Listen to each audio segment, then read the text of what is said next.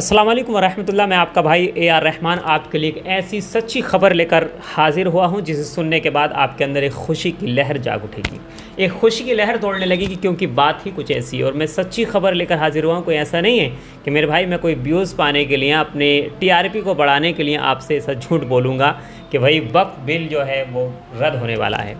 ऐसा कुछ भी नहीं है, आप मेरी बात पर यकीन कीजिए।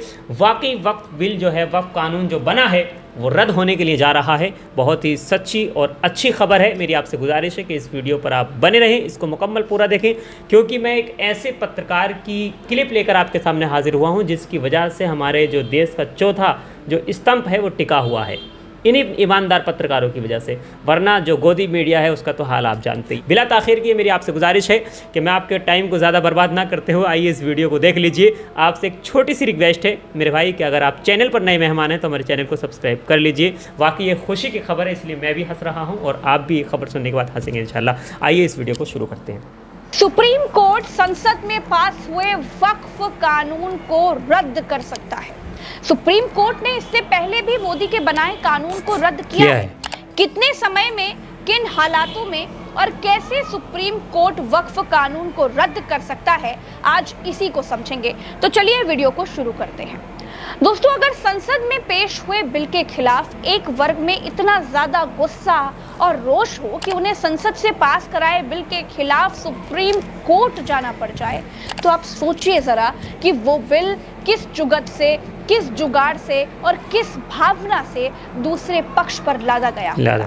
ये अपने आप में बड़ा हैरान करने वाला है कि भाजपा मुसलमानों से कहती है कि हम तुम्हारी भलाई के लिए वक्फ बिल लेकर आए हैं।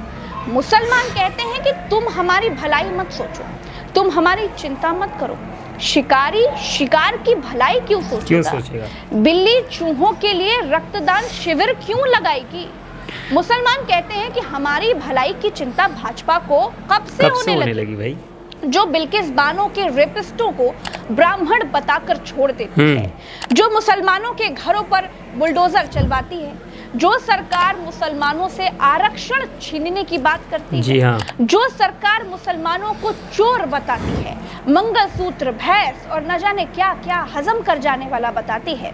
सरकार के प्रधानमंत्री मुसलमानों को कपड़े का रंग देखकर पहचान लेने की बात करते हैं। जो भाजपा के नेता दिन रात मुसलमानों के लिए जहर उगलते हैं, वो मुसलमानों की भलाई के लिए वक्फ बिल लेकर के आए हैं। ये बात अगर भाजपा गंगा में भी खड़े होकर कहे तो कोई भी नहीं मानेगा। वक्फ बिल पास होने के बाद मोदी ने कहा कि दशकों से वक्फ व्यवस्था पारदर्शिता और जवाबदेही की कमी का पर्याय रही है। इससे खास तौर पर मुस्लिम महिलाओं, गरीब मुसलमानों, पसमानदा मुसलमानों को नुकसान पहुंचा। संसद की ओर से पारित हुआ कानून पारदर्शिता को बढ़ावा देगा और लोगों के अधिकारों की रक्षा भी करेगा। भैया प्रधानमंत्री जी, पारदर्शिता तो PM केयर फंड में भी नहीं है। पारदर्शिता तो उस कानून में भी नहीं थी जो चोर दरवाजे से चंदा लेने के लिए बनाया गया था, जिसमें बॉन्ड के जरिए पैसा लिया जा रहा था, जिसे सुप्रीम कोर्ट ने रद्द कर दिया। जितनी खूबियां आप वक्फ कानून की गिना रहे हैं, इससे ज्यादा तो आप किसान कानून की गिना रहे थे, जिसे खुद मोदी जी को वापस लेना पड़ गया था।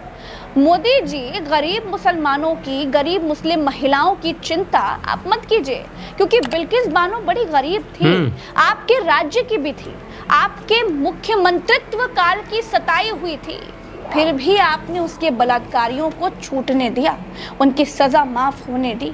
महिलाओं की बात आपके मुंह से अच्छी नहीं लगती। खैर, प्रधानमंत्री जी के बारे में बात करने लग जाऊंगी तो विषयांतर हो जाएगा, इसी विषय पर रहते हैं। प्रधानमंत्री को कौन नहीं जानता, उतना नहीं बोल पाऊंगी जितना आप मन ही मन में प्रधानमंत्री जी को समझते होंगे। खैर दोस्तों, अब बात यह है, वक्फ बिल के खिलाफ कांग्रेस सुप्रीम कोर्ट जा रही है। वक्फ बिल के खिलाफ ओवैसी सुप्रीम कोर्ट पहुंच गए हैं। DMK भी सुप्रीम कोर्ट जा रही है। तमाम मुस्लिम संगठन भी सुप्रीम कोर्ट वक्फ बिल को रद्द कराने के लिए जा रहे हैं। तो अब ऐसे में सवाल ये उठ रहा है कि क्या सुप्रीम कोर्ट वक्फ बिल को रद्द कर सकता है? कोई भी एक्ट हो, पहले तो अभी सुप्रीम कोर्ट का पावर तब आएगा जब प्रेसिडेंट ऑफ इंडिया उसको नोटिफाइड कर देंगी और वो गजट में आ जाएगा। अभी वो सिर्फ सुप्रीम कोर्ट ऑफ इंडिया के पास अभी नहीं पहुंचा है, पर ये जिन चीज़ों पर हम लोग इसको चैलेंज करने जा रहे हैं वो इसमें सबसे महत्वपूर्ण मुद्दा है कि ये जो मैंने आपको सारी चीज़ों को बोला है, वक्फ बोर्ड का जो एक्ट है, उस एक्ट को डाइल्यूट करने का, सुनने का और उसके साथ में सारी चीज़ों को मैनेज करने का पावर पूरे डीएम को दे दिया गया है। यह सबसे बड़ा सवाल है पूरे भारत देश के लिए। डीएम के बाद जो डीएम ने बाय द वे सपोज करिए डीएम ने आके अगेंस्ट में जजमेंट दे दिया, तो उस जजमेंट को आप किसी भी ट्रिब्यूनल में, किसी भी प्लांट अथॉरिटीज़ में, इवन सिविल न्यायालय में तो जा ही नहीं सकते हैं। जो इसके साथ में जो रेवेन्यू कोर्ट होते हैं, जैसे डीएम का अपील जो होती है कमिश्नर के पास होती है, और उसके साथ में यार रेवेन्यू, मान लीजिए मैं मध्य प्रदेश से हूँ तो हमारे यहाँ रेवेन्यू कमिश्नर होता है, उसके बाद रेवेन्यू में भी जाती रेवेन्यू बोर्ड जो ग्वालियर में सिचुएट है, ऐसे ही हर स्टेटों में होते हैं। उसके बाद वो हाई कोर्ट जाता है। तो जब ये सारे अपीलान ट्रिब्यूनल्स जो कहीं जाएगा ही नहीं, तो कोई भी यदि कुछ भी गड़बड़ी हो गई, कोई भी जजमेंट होता है, रिव्यू का प्रोविज़न होता है, इसके साथ में उसमें क्यूरेटिव का भी होता है। ये जब सारी चीज़ें नहीं हैं, तो इसमें यदि बाय द वे डीएम उसमें कुछ गड़बड़ कर भी दिया, तो वो सारी चीज़ों को कैसे वो मैनेज करेंगे और उसको कैसे सुधार करेंगे? तो इसका सीधा सा जवाब ये है कि हाँ, वक्फ बिल को सुप्रीम कोर्ट रद्द कर सकता है। लेकिन कैसे? आगे के वीडियो में इसे ही समझाएंगे, क्योंकि मोदी का ही चोरी से चंदा लेने वाला जो इलेक्टोरल बॉन्ड था, वो जो कानून था, उस कानून को सुप्रीम कोर्ट ने रद्द कर दिया। तो जब उस कानून को सुप्रीम कोर्ट रद्द कर सकता है, तो वक्फ बिल भी तो रद्द कर सकता है। फिर वही सवाल है दोस्तों कि कैसे? तो चलिए अब उसे थोड़ा डिटेल में समझ लेते हैं। अब सबसे पहला सवाल ये है कि क्या संसद के बनाए कानूनों की समीक्षा करने का अधिकार सुप्रीम कोर्ट को है? तो दोस्तों, सुप्रीम कोर्ट को संविधान का संरक्षक माना जाता है। ऐसे में वो संसद के बनाए हुए कानूनों की समीक्षा करता है कि संसद के बनाए कानून संविधान के अनुरूप हैं या फिर नहीं है। अगर सुप्रीम कोर्ट को लगता है कि कोई कानून संविधान के खिलाफ है, तो वो उसे रद्द कर सकता है। हालांकि संसद को संविधान में संशोधन करने की शक्ति प्राप्त है, लेकिन वो संविधान के मूल ढांचे को नहीं बदल सकती। आमतौर पर संसद में किसी भी पारित कानून को सुप्रीम कोर्ट रद्द नहीं कर सकता, लेकिन संविधान के अनुच्छेद 13 के मुताबिक अगर संसद ने जो कानून पास किया है वो संविधान के खिलाफ है, तो उसे सुप्रीम कोर्ट रद्द कर सकता है। संसद सभी विषयों पर कानून बना सकती है, मगर वो संविधान के मूल ढांचे में बदलाव नहीं कर सकती। भारतीय संविधान का अनुच्छेद 368(1) संसद को संविधान में निर्धारित प्रक्रिया के अनुसार किसी भी प्रावधान को जोड़कर, बदलकर या हटाकर संविधान में संशोधन करने की शक्ति देता है। 1973 के ऐतिहासिक केशवानंद भारती मामले में संविधान के बुनियादी ढांचे के सिद्धांत पर व्यापक रूप से चर्चा हुई। इसमें यह निष्कर्ष निकला कि एक संवैधानिक संशोधन भी भारतीय संविधान के मूल ढांचे को नहीं बदल सकता। भारतीय संसद के पास भारतीय संविधान की मूल भावना को संशोधित करने या फिर समाप्त करने का अधिकार नहीं है। दोस्तों, फरवरी 2023 में एक मामले की सुनवाई के दौरान सुप्रीम कोर्ट ने कहा था, कानून बनाना संसद की संप्रभुता है, हम इसमें दखल नहीं देंगे। कई बार संसदीय कानूनों को कोर्ट में चुनौती दी गई है।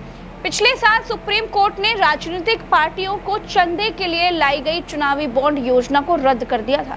2023 में सुप्रीम कोर्ट ने जम्मू कश्मीर को विशेष दर्जा देने वाले अनुच्छेद 370 हटाने के फैसले को बरकरार रखा था। अनुच्छेद 370 को केंद्र सरकार ने 2019 में निरस्त कर दिया था।